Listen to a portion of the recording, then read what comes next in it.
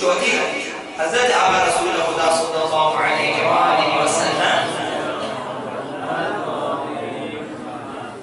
ایک ایسے شخص سے جس نے شکایت کی کہ میں حج پہ نہیں جا سکتا، لِرَجُلٍ شَكَا حِرْمَانَهُ الْحَجِّ، شکایت کی پیغمبر اسلام سے کہ میں حج پہ نہیں جا سکتا ہوں، یا اگر غربت ہے یا مثال کے طور پہ دارائی کم ہے ان کے پاس تو نہیں جا سکتے حج پہ، آرزو ہے دل میں تمنا ہے کہ حج پہ جائیں کہ نہیں جا سکتے۔ لِرَجُلٍ شَكَا حِرْمَانَهُ الْحَجِّ، ایک ایسے شخص سے فرمایا جس نے شکایت کی تھی کہ میں حج سے محروم ہوں،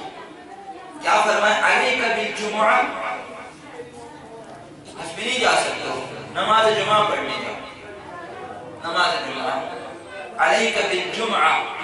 تم پہ لازم ہے کہ نماز جمعہ پہ جاؤ، فإنہا حج المساکین، مسکینوں کا حج نماز جمعہ ہے۔ اہمیت نماز جمعہ جو اپنی شرائط کے ساتھ برگزار ہو جائے اور اسلامی فلسفہ جمعہ کے حوالے سے برگزار ہو جائے، وہ افادیت جو جمعہ سے حاصل کرنا چاہے اسی مقصد کے لیے جمعہ کا اقامہ کیا۔ ایسی نمازیں کس کے برابر ہیں؟ حج کے برابر ہیں۔ آپ حج میں نہیں جا سکتے، صبح کو نہا لیں، ظہر کے قریب غسل جمعہ مستحب ہے، غسل جمعہ کریں، پھر اچھے کپڑے پہنیں، پھر خوشبو لگا دیں۔ عرض کروں گا کبھی حتیٰ روایات میں کہ اگر اپنے پاس خوشبو نہ ہو اپنی بیوی سے مانگ کر خوشبو لگا کے جائیں، اپنے گھر والوں سے خوشبو لے لیں، بھائی اپنے پاس نہیں ان سے لے لیں۔ احادیث میں بھی حرامات کی حدیث میں اپنی بیوی سے بھی جو ہے عطر لے کے، عورتوں کے پاس عام طور پر خوشبوجات ہوتی ہیں، لے کر خوشبو کر کے جائیں نماز جمعہ۔ اگر خطبے کو مس نہ کریں تو فرمائیں اس جمعہ سے اس جمعہ تک کے گناہ اس کے بخشے جائیں گے۔ یہ جو بعض لوگ ہوتے ہیں کہ جو آخر میں جب تک وہ قطعامت صلاح پڑھے اس ٹائم پہ حاضر ہونا ہے، جو خطبے نہ سنیں، پھر صرف اپنی حاضری لگواتے ہیں، وہ بھی شاید خدا کی بارگاہ میں کم، لوگوں کے دفتروں میں زیادہ، کہ لوگ دیکھیں کہ میں مسجد سے نکل رہا ہوں، ہاتھ ملا رہے وغیرہ، آپ جمعہ پڑھ کے آ رہے، خطبے نہیں سنے ہیں۔ نماز جمعہ کا تمام فلسفہ خطبات نماز جمعہ میں ہے۔ یہ خطبے جاندار ہونے چاہیے، خطبے انسان کے لیے بیدار کرنے والے ہونے چاہیے۔ وہی خطبے اگر نہ سنے، دو رکعت نماز آپ پڑھیں نہ پڑھیں، اہل سنت میں یہ ہے کہ اگر جو اس نے خطبہ نہ سنا اس کے اوپر ظہر واجب ہے کہ نماز ظہر پڑھیں، جمعہ ثابت نہیں ہے۔ ہمارے ہاں شاید اس طرح کا فتویٰ نہیں ہے، پھر بھی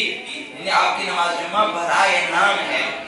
تو فرمایا کہ جو شخص نماز جمعہ پڑھے اچھے لباس پہ، غسل کر کے لباس اچھے لباس، خوشبو، اور جائیں اور وہاں بیٹھے جہاں جگہ ہو، یہ بھی اس حدیث کے اندر ہے، نہ کہ لوگوں کی گردنوں سے پھلاں پھلاں کے جائیں اوپر۔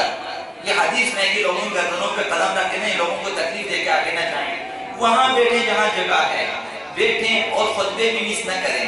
تو پھر ان 4-5 کاموں کو انجام دیا، آپ کے 2 جمعہ کے بیچ میں جو گناہ یا گزشتہ جمعہ اور آج کے جمعہ کے درمیان کے گناہ معاف ہیں، یا اس جمعہ سے اگلے جمعے تک اگر احیاناً غلطی سے گناہ سرزد ہو جائے خداوند معاف فرما دیتا ہے۔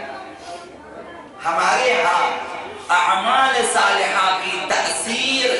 گزشتہ گناہوں پر بھی ہے اور آئندہ گناہوں پر بھی ہے۔